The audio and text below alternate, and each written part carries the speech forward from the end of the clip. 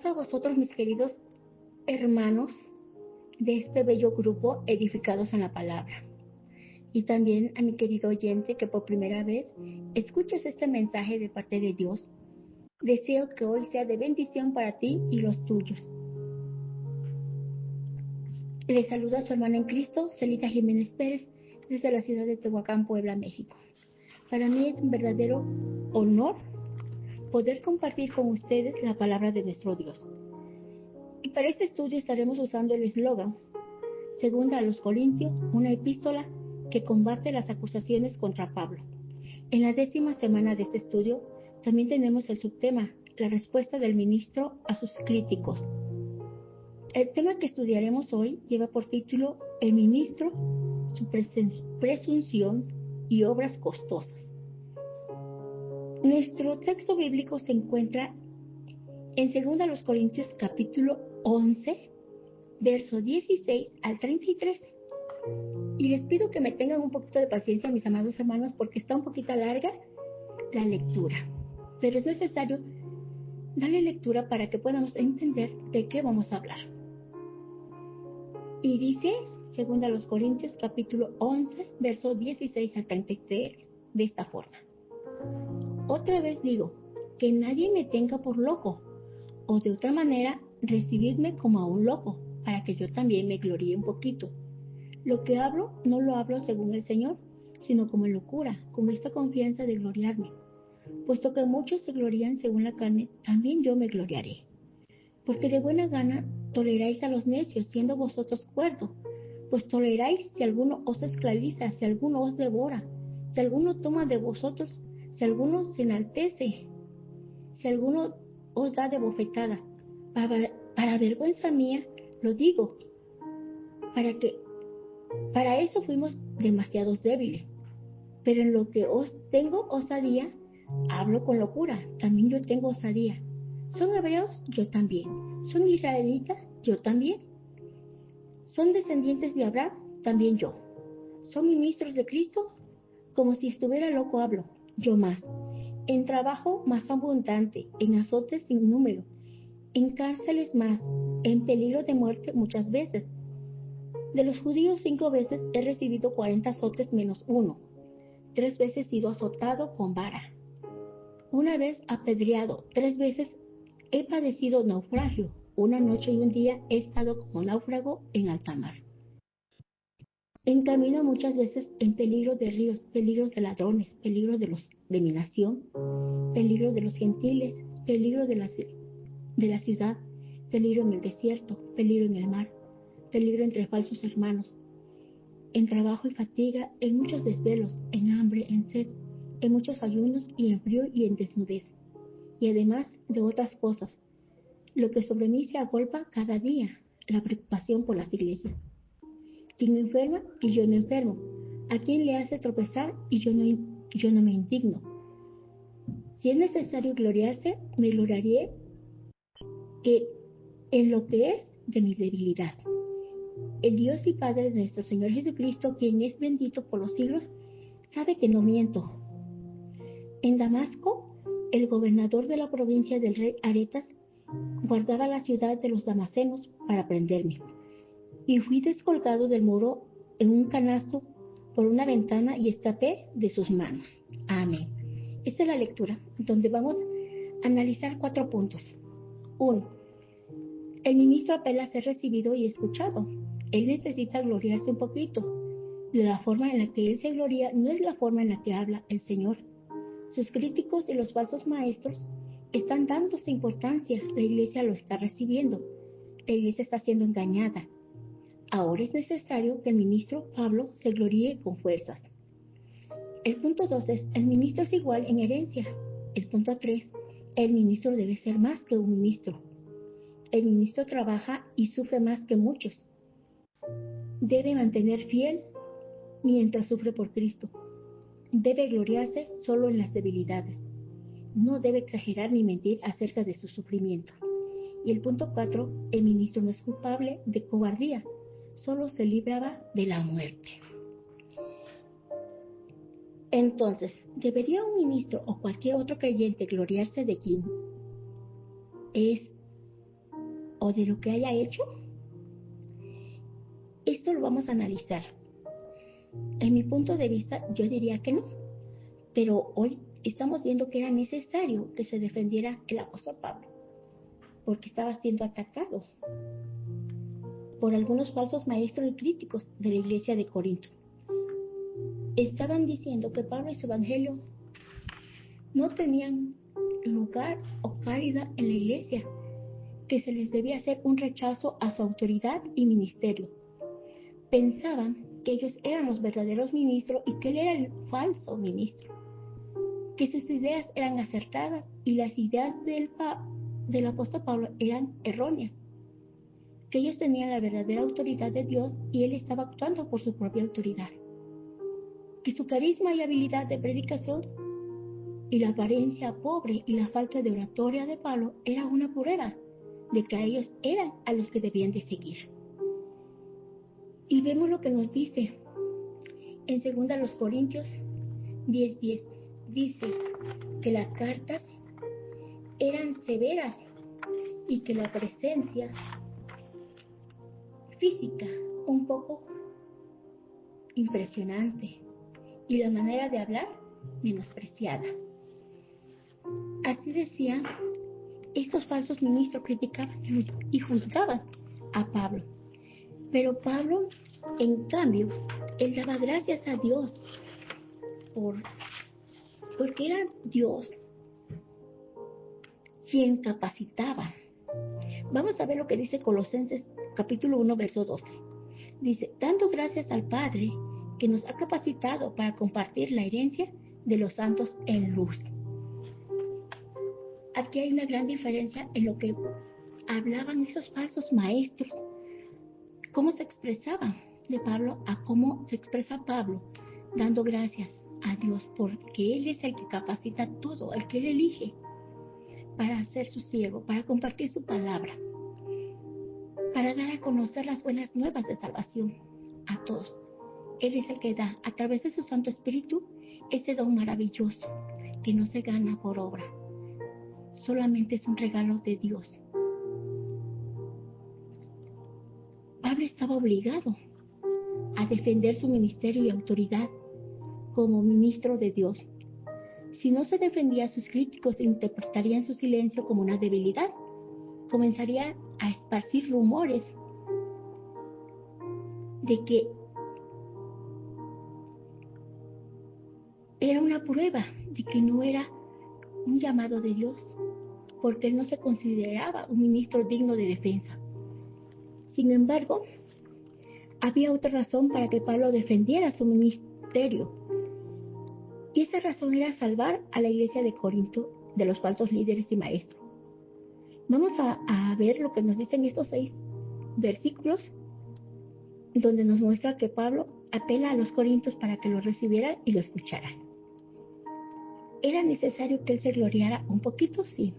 Solo un loco se gloría de sí mismo, y Pablo vaciló en defenderse, gloriándose en su llamado y ministerio. Pero era la única manera de defenderse de esos críticos.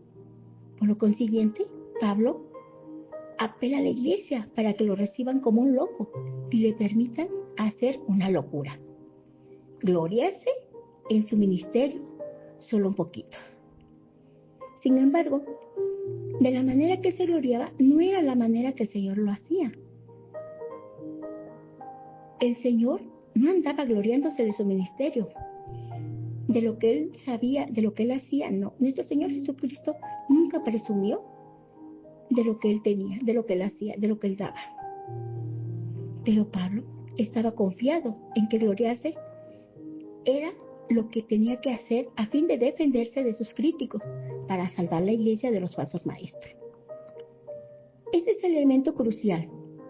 Pablo se va a gloriar en su ministerio porque los críticos de los falsos maestros están gloriándose y dándose importancia por lo que son y lo que han hecho. La iglesia estaba recibiendo de buena gana y al recibirlo la iglesia creía que era más sabia que las otras. Por lo consiguiente, la iglesia debía recibir a Pablo y hacerse pasar por un loco. La iglesia estaba recibiendo a personas que esclavizaban al creyente que devoraban y tomaban el dinero de los creyentes, que se aprovechaban de ellos, que se exaltaban y se enseñoreaban sobre los creyentes, que les daban de bofetada, es decir, que los humillaban. Se consideraba la iglesia debía de tolerar a Pablo, que no tenía entre sus planes dañar de ninguna manera a los creyentes de la iglesia. Ahora era necesario que el ministro se gloriara con fuerza. Pablo estaba avergonzado de que había parecido débil tiempo atrás, pero ahora se mostraba osado. Hablaría tan locamente, con tanta presunción como los heréticos y los falsos maestros. Los falsos maestros decían ser hebreos, es decir, ellos eran tan leales a Dios que ellos habían mantenido viva el idioma hebreo. Su propósito fundamental de hacer eso era poder estudiar las escrituras en su idioma original. La magnitud del compromiso de un judío con Dios se medía por ser hebreo, haberse mantenido al día con el idioma del antiguo pueblo de Dios. Pablo dijo que él también era hebreo. Él podía hacer las mismas afirmaciones que los falsos maestros. Los falsos maestros decían ser israelitas, es decir, eran ciudadanos de la raza escogida de Dios. A todos los israelitas se les consideraban descendientes del gran patriarca Jacob.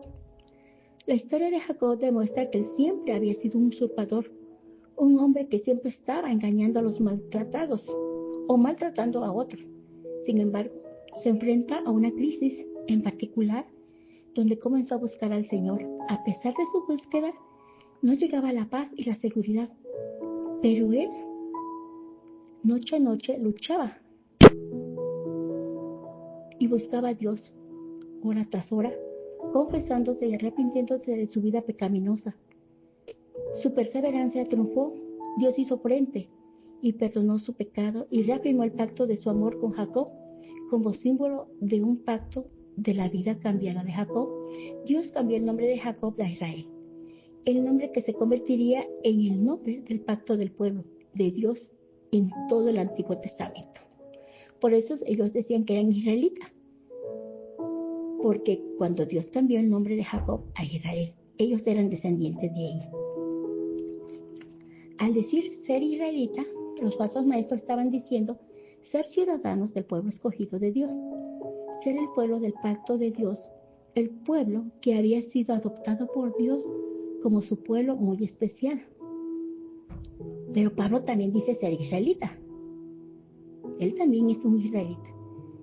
Los falsos maestros decían ser descendientes de Abraham, es decir, iban a recibir todas las promesas hechas al padre Abraham. ¿Y cuáles eran esas promesas? Bueno, lo que nos dice en Romanos 4, 1 al 25.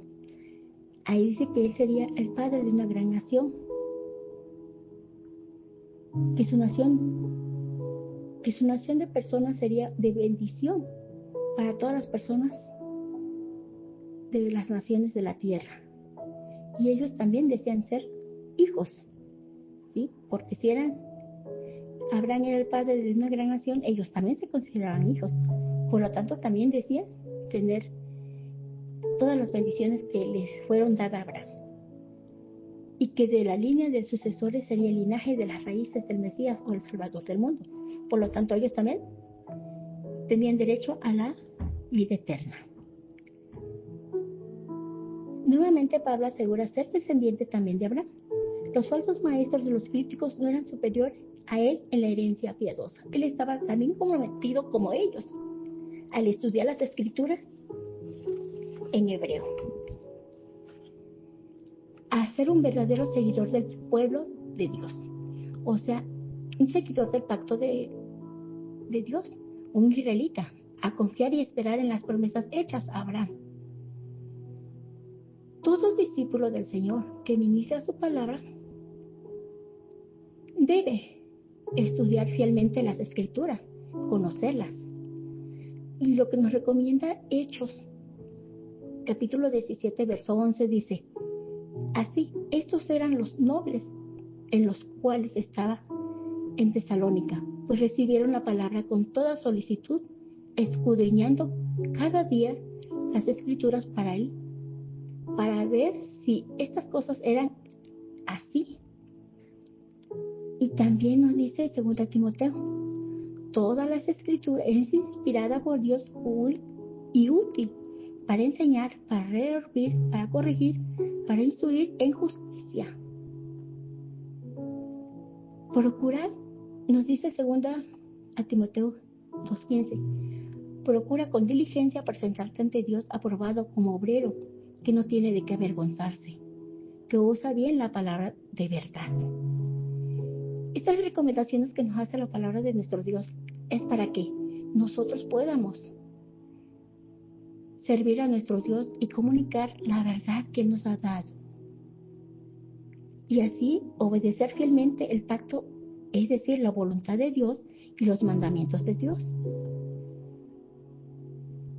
En Mateo 7:21 dice, no todo el que me dice Señor, Señor, entrará en el reino de los cielos, sino el que hace la voluntad de mi Padre que está en los cielos. Y también en San Juan 14:21 dice, el que tiene mis mandamientos y los guarda, ese es el que me ama, y el que me ama será amado por mi Padre, y yo le amaré y me manifestaré a él. Confiar fielmente y esperar en las promesas de Dios es lo que tenemos que hacer. Porque de otra manera, hermanos, ¿qué esperamos si no hemos creído en el Señor? Tenemos que creer, obedecer el pacto, la voluntad, los mandamientos de Dios y esperar confiadamente en esas promesas. Lo que nos dice Romanos 4, verso 20 al 24, dice, tampoco dudó por la incredulidad de la promesa de Dios, sino que se fortaleció en fe, dando gloria a Dios plenamente, convencido de que era también poderoso para hacer todo lo que había prometido, por lo cual también su fe se le fue contada por justicia. Y no solamente como respecto a él se describió de lo que fue contado, sino también con respecto a nosotros, a quienes ha de ser contada, que esto es a los que creemos en él, que levantará de los muertos a Jesús, Señor nuestro. Si nosotros creemos y esperamos también esas promesas, también se nos va a ser contado.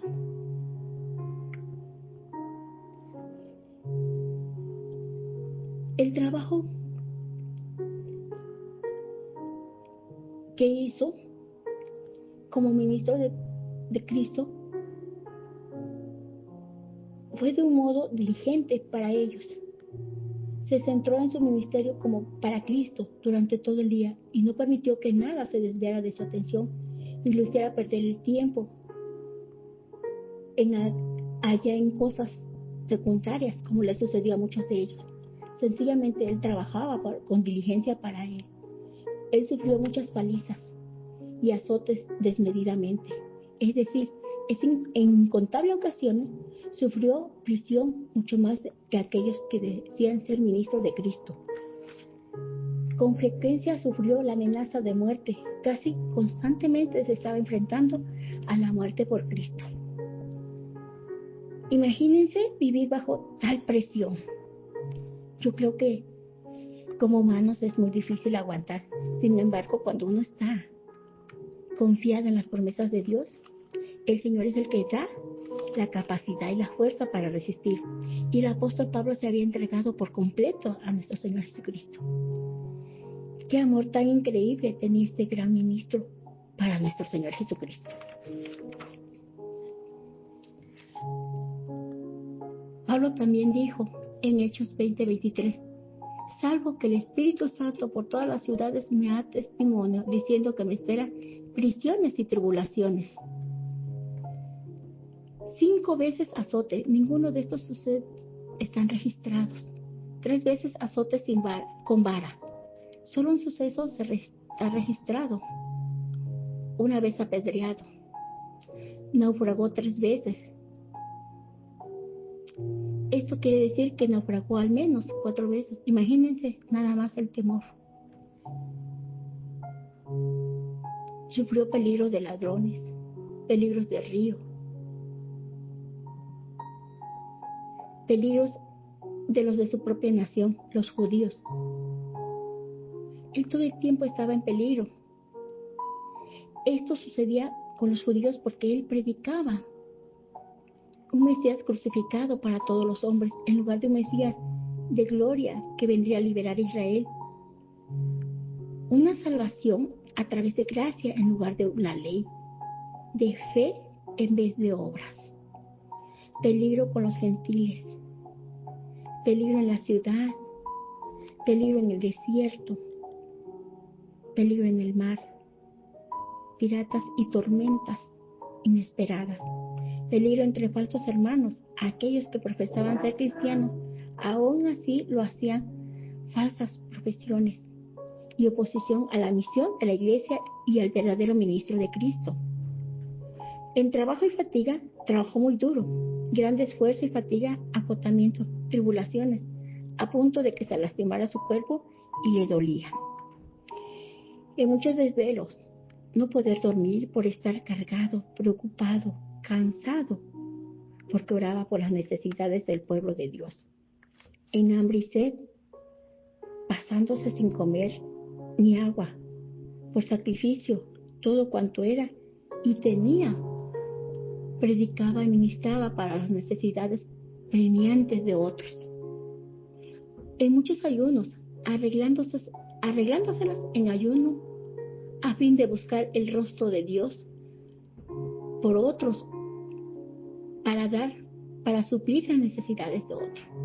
En frío, en desnudez, estar expuesto a los agentes climáticos de la naturaleza y dar todo cuanto tenía para ayudar a los necesitados, incluso al punto de dar su ropa y sufrir el frío de los inviernos y la humedad, el frío de las mazmorras y prisiones, lo que sobre todo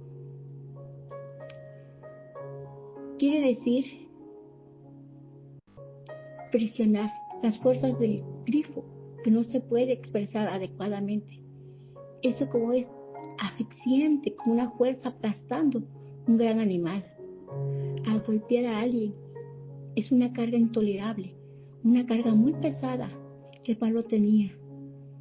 Una presión diaria por las preocupaciones de la iglesia, una carga diaria por su pureza moral y doctrina. Él sufrió, se condolió y sintió los sufrimientos de otros. Cuando otros eran débiles, él se consideraba como débil a fin de sentirse movido a enseñarles más. Cuando a otros ofendían, es decir, los extraviaban y los hacían tropezar y caer en el pecado, él se indignaba, se enojaba, se airaba contra aquellos que dieron un mal ejemplo o que enseñaron la falsa doctrina.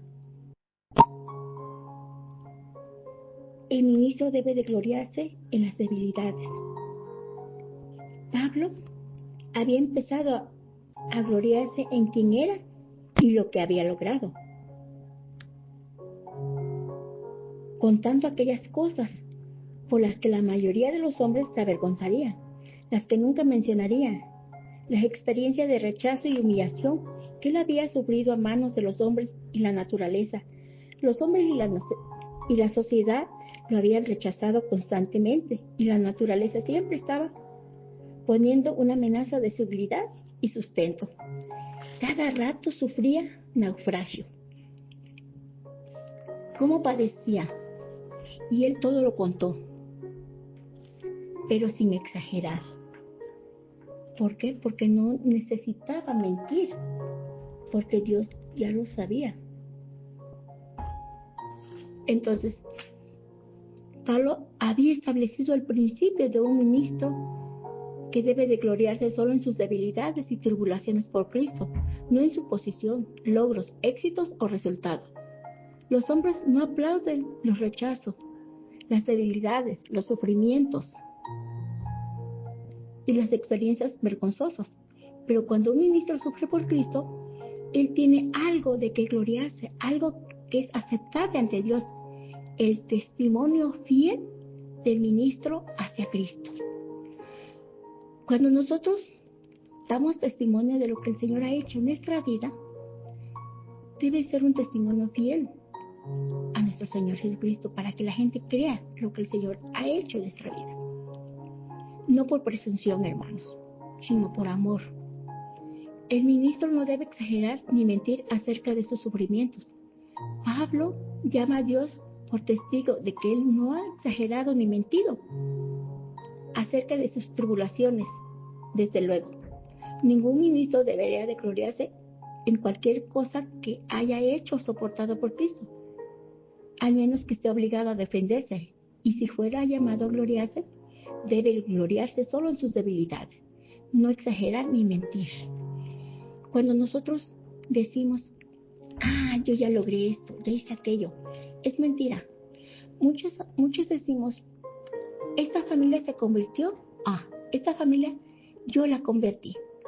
Y no, hermanos, nosotros no somos quienes convertimos a Cristo, no. Es Dios, a través de su Santo Espíritu, que toca sus corazones para que le acepten. Nosotros solo somos un instrumento para compartir la palabra de nuestro Dios. Nosotros no podemos transformar el corazón de nadie. Es Dios quien lo hace, a través de su Santo Espíritu. Por eso nos debemos de gloriarnos. Siempre tenemos que aprender a ser humildes, porque tenemos el ejemplo de nuestro Señor Jesucristo. Y Pablo dijo, imítenme a mí, así como yo imito a Cristo. Él, siendo un hombre de carne y hueso como cada uno de nosotros, sufrió y aguantó. Y no porque fuera un superhombre, no, o porque tuviera fuerzas extraordinarias, no, hermanos. Era porque Cristo estaba en él. Él vivía una fe plena, segura, de que era el Señor quien lo protegía, lo guardaba. Era Dios quien le daba esa fuerza para soportar estos momentos difíciles de dolor físicamente. Y de esa forma, Él cumplía con nuestro Dios. Todo el sacrificio que Él hizo era por amor. Cuando nosotros somos capaces de sacrificar nuestro cuerpo, nuestro bienestar, el dinero, desprendernos de lo que tenemos, ese sacrificio es el que cuenta cuando se hace con amor y por amor, no por quedar bien con los demás, no por presumir que tenemos, sino porque estamos haciendo la voluntad de nuestro Dios, sacrificándonos por los que más necesitan, dando a conocer las buenas nuevas de salvación en lugares de donde no hay acceso, con las personas que están sufriendo, que necesitan una palabra de consuelo. Y no para presumir que yo le di a tal persona, yo le di de comer, yo le di ropa, yo le pagué esto, ya lo que me la medicina. No, hermanos, eso no se debe de hacer. Decir que somos perfectos, tampoco, porque tenemos nuestras propias debilidades. Solo decimos que es Dios quien obra en nuestra vida. Eso sí podemos decir, pero nunca digamos lo que hace nuestra mano derecha. ¿Sí? ¿Por qué? Porque no es bueno gloriarse de lo que hacemos. A Dios no le agrada eso. Yo deseo, mis amados hermanos, que este pequeño estudio, este análisis que estamos haciendo del por qué el apóstol Pablo tuvo que gloriarse o presumir de lo que él era, pero era solo para demostrarle a esos falsos maestros que estaban equivocados y para que la iglesia viera quién decía la verdad. Todo ese sufrimiento que él hizo por amor a esa iglesia para que abrieran los ojos y conocieran la verdad y de esa forma salvarlos, porque esa iglesia estaba siendo estafada, estaba siendo engañada por estos falsos maestros. En la actualidad, hermanos, hay muchas personas que se aprovechan de su puesto dentro de la iglesia y maltratan, pero solamente conociendo la voluntad de Dios, como hijos de Dios, nos daremos cuenta de la verdadera intención de las personas. Y cuando alguien está compartiendo la verdad de nuestro Dios, tenemos que comprobarlo a través de la lectura de la palabra en la Santa Biblia. Pues deseo, mis amados hermanos, que haya sido de bendición poder escuchar este pequeño mensaje y analizarlo juntos, y que sea de edificación para nuestra vida, para no dejarnos engañar con falsos maestros que vengan a enseñarnos doctrinas que no es de acuerdo a la voluntad de nuestro Dios. Deseo que tengan una excelente tarde, que Dios les siga derramando bendiciones en sus hogares, en su vida, y que sea para que ustedes cada día sigan conociendo la voluntad de nuestro Señor Jesucristo y sigamos creciendo en fe, acercándonos y buscando a nuestro Dios. Se despide de ustedes la hermana Celita. Paz a vosotros.